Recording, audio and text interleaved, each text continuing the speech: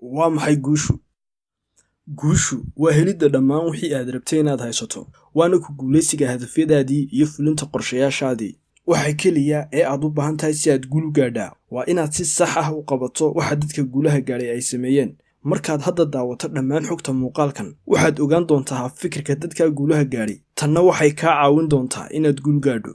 Waxyaabaha kaa dhigaya qof aan guul gaadhin. Haddii aad dhab ahaan u rabto inaad guul gaadho, waa inaad faham fiican ka haysataa waxyaabaha caqabada kugu ah ee kaa dhigaya qof aan guulaysan. Dadka guulaha gaadha waxay ka fogaadaan fikradahan waxyeelada badan leh. Adna sidoo kale waa inaad ka fogaataa fikradaha khiyaaliga ah. Fikradaha khiyaaliga ahi waa fikradaha aan saxda ahayn ee aad wax ka aaminto ama aad naftaada ka aaminto. Tusaale ahaan, fikradaha khiyaaliga ah waxaa ka mid ah adoo aamina inaanad waddanka weligaa shaqo ka helayn. Waxaa laga yaabaa in fikirka ah waddanka shaqo kama helaysid aad iska dhaadhicisay adigoon si adag iskugu dayin inaad shaqo hesho, amaba aad ka maqashay saaxiibada iyo dadka kugu xeeran, isla markaana aad aamintay.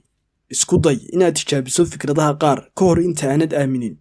Haddii uu qofku yidhaa ma qaadi kartid bogoska halkaa yaalla, ha aaminin waxa uu ku leeyahay ee ku dhaqaaq oo adiga laftarkaagu tijaabi. Sababtoo ah haddii uu isagu qaadi kari waayey bogoska, macnaheedu maaha inaanad adna qaadi karayn. Haddii aanu qof lahayn tayooyinkii loo baahnaa si uu shaqo u helo, taa macnaheedu maaha inaanad adna lahayn tayooyinka. Dadkuna waxay ku kala duwan yihiin awooddooda, xirfadahooga iyo daciifnimadoodaba. Fikradaha beenta ah ee aad iska dhaadhicisaa waxay xadidayaan awoodahaaga dhabta ah, sidoo kalena waxay xadidayaan guushaada. Inaad ka takhalusto fikradaha beenta ah ee aad iska dhaadhicisaa waa waxa ugu muhiimsan ee ay tahay inaad samayso haddii aad rabto inaad guul gaadho. Adkaysi la'aan. Haddii aad xirfado badan iyo tayooyin fiican aad leedahay, balse aad rajo dhigayso markaad 1 ama 2 jeer guul daraysato, xirfadaha iyo tayooyinkaasi wax faa'iidaha kuma yeelanayaan. Dadka keliya ee nolosha guul ka gaadha waa kuwa adkaysiga leh ee si wada shaqada iyo iskudayga ilaa ay ka helayaan waxay rabaan, xataa haddii ay wax kasta liddi ku yihiin ama xataa haddii ay marar badan guul daraystaan. Haddii aad rabto inaad guul gaadho, adkaysi yeelo oo ku celceli, xataa haddii aad 100 jeer guul daraysato, waxaanad gaadhi doontaa waxa aad rabto, wax kastaba ha ahaadee. Isbedbeddel la'aan. Isbedbeddelku waa xeeladda aad si kale wax u qabanayso ee aad iskugu dayayso haddii uu habka ama dariiqa aad hadda raacaysaa kuu shaqayn waayo. Haddii uu hab kuu shaqayn waayo, waa inaanad ku celcelinun habka, balse waa inaad isku daydaa dariiqo ka duwan tan aad ku guul daraysatay oo aad hadafkaaga ku gaadhi karto.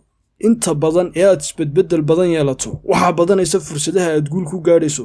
Isku day inaad hab kale raacdo haddii uu hab kuu shaqayn waayo. Qorshe la'aan. Haddii aanad lahayn qorshayaal iyo hadafyo, waxaa qorshayaashiisa kugu gaadhi doonaa qof kale oo hadaf leh. Haddii aanad qorshaysan inaad noqoto qofka hogaaminaya kooxda aad wada shaqaysaan, qof kale oo kooxda ka mid ah ayaa qorshaysan doona oo hogaamin doona. Haddii aanad qorshaysan inaad hesho shaqada mushaharkeedu aadka u sarreeyo, qof kale oo qorshaystay kuna dadaalay ayaa kaa qaadi doona. Haddii aanad wax qorshaysan, waxaa meesha kaa saari doona kuwa qorshaystay. Iyagaa buuxin doona boosaska, iyagaa heli doona lacagta, iyagaana caan noqon doona xagga aad adigu daawado ka ahaan doonto. Odhaahbaa waxay tidhaahdaa, haddii aad ku guul daraysato inaad wax qorshaysato, waxaad qorshaysatay inaad guul daraysato. Inaad qorshe dejisataa waa wax lagama maarmaan u ah inaad guul gaadho. Kalsooni la'aan.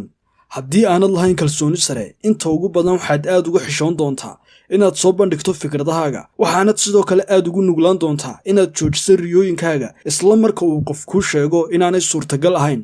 Kalsooni la'aantu waxay kugu sababaysaa inaad ka cabsato inaad khatara qaado, waxaanad iska indhatiri doontaa fursado badan oo aad guulo ku gaadhi karto.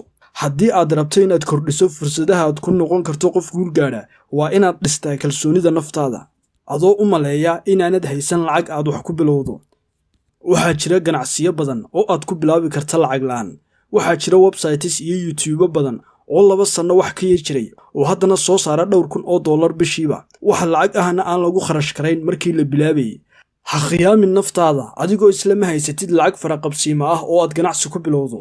Haddii aad dhab ahaan u rabto inaad guul gaadho, waad gaadhi kartaa xataa adigoon haysan hanti iyo lacag faraqabsiimo ah. Maxaa kaaga horreeya waddada guusha? Haddii aad la socotay qodobada hore ee aan ka hadalnay, aanad isku diyaarisay sidaad guul u gaadhi lahayd, waxaa la gaadhay waqtigaad ogaan lahayd sida ay u eg tahay waddada aad rabto inaad u marto guushu, si aanay mar dhow ama kaag iyo fajac aanad filanayn kula noqon. Waddada guusha inta ugu badan waxaa ka buuxa diidmo, dareemo aad u xun, shaqo adag, niyad jab iyo waxyaabo badan oo ku niyad jabin doona, balse markaad gaadho dhammaadkeeda waxaad dhab ahaan dareemi doontaa farxad aad u badan.